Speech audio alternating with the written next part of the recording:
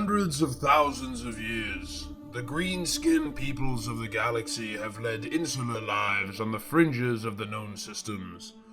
Forever have they been oppressed and labeled as violent brutes by the so-called high races of dwarves, elves, and men.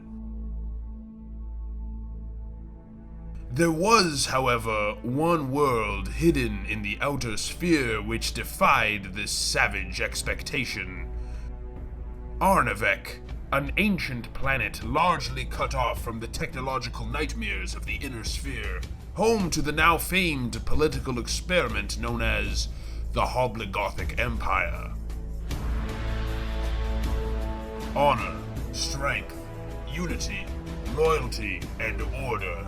Such are the 5 principles of Hoblogol, the tenets by which the majestic Greenskin Empire was built.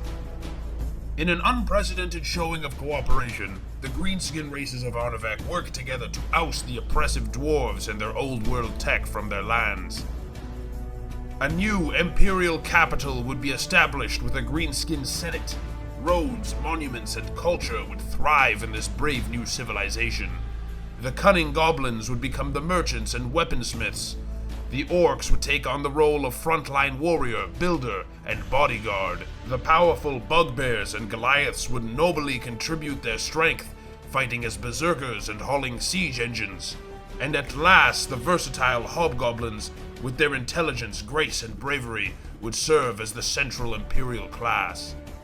The Empire would see its fair share of crises, inept leadership, and glorious heroes, but none were as brilliant as the legendary Emperor Aurelian the Restorer. With humble beginnings, Aurelian was born into a dark period known as the Decline. The glorious days of imperial prosperity were but rumors of the past. His father, a stonemason, gave everything he had to see his son entered into the Imperial Academy so that Aurelian may grow to be a shining exemplar of Hoblogothic enlightenment.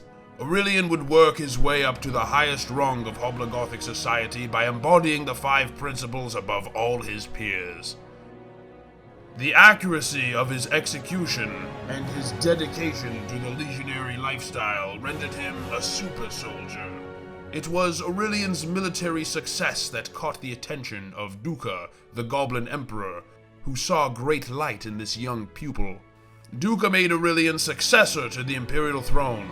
Aurelian would be made co-emperor of Hoblogol on his own martial merits, alongside his contemporary and mentor, co-emperor Tarkian I, who eventually fell ill and died, leaving Aurelian to navigate the empire alone. The sudden loss of Tarkian was a grave one for Aurelian, as Tarkian was a father figure as well as a friend. At the time of Aurelian's ascension and Tarkian's death, the Hoblogothic Empire was on the verge of collapse.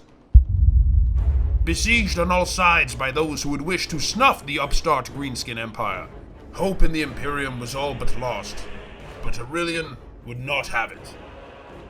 He would move to stabilize the burgeoning borders of the Empire and score vital victories in a series of campaigns against the Rivenvale elves and the ever-expansive dwarves. After a final climactic siege of the treasury vaults of the dwarves, Aurelian demonstrated his dedication to his citizens when he famously distributed the treasures of the dwarven mines to his Hoblogothic citizens of all classes.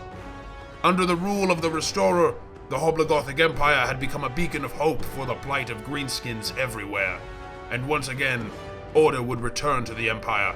The humans, elves, and dwarves of Arnavek would watch in awe as Aurelian's legions would emerge triumphant, battle after battle.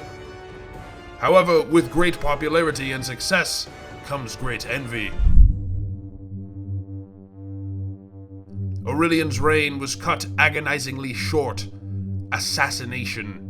But by whom? For now, only the godlike may know.